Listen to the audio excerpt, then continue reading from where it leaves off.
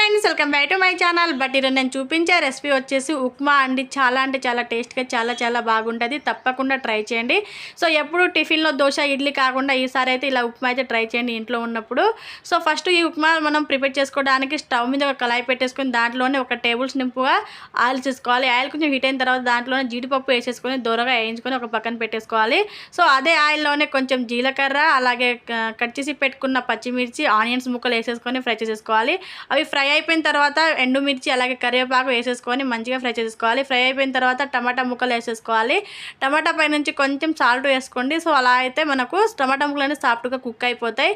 So వేసేసుకొని మంచిగా కలిపేసుకుంటూ మూత పెట్టేసి మంచిగా ఫ్రై చేసుకోవాలి. సో మనకు టమాటా ముక్కలు మంచిగా సాఫ్ట్గా కుక్ అయిపోయి పైన ఆయిల్ తేలుతూ ఉంటుంది కదా, అప్పుడైతే మనం ఏ గ్లాస్తో అయితే ఉప్మా రవ్వ తీసుకుంటున్నామో అదే గ్లాస్తో అయితే వాటర్ వేసేసుకోవాలి.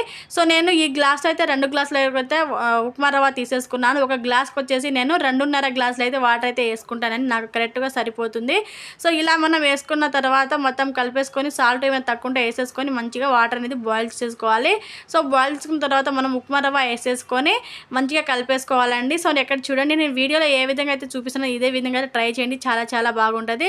ఇలా కలుపుతూ ఉన్నప్పుడు కొంచెం మధ్యలో 70% వరకు కుక్ అయిపోద్ది కదా, అప్పుడు మనము జీడిపప్పు ఫ్రై చేసి పెట్టుకున్నాం కదా, అవి వేసేసుకొని మంచిగా కుక్ అవ్వని వాళ్ళు కలిపేసుకుంటూ అటు నుంచి ఇటు కలుపుకుంటూ మంచిగా ఉడికించుకోవాలి. ఉప్మా రవ్వ అనేది చాలా అంటే చాలా టేస్ట్గా చాలా బాగుంటుంది.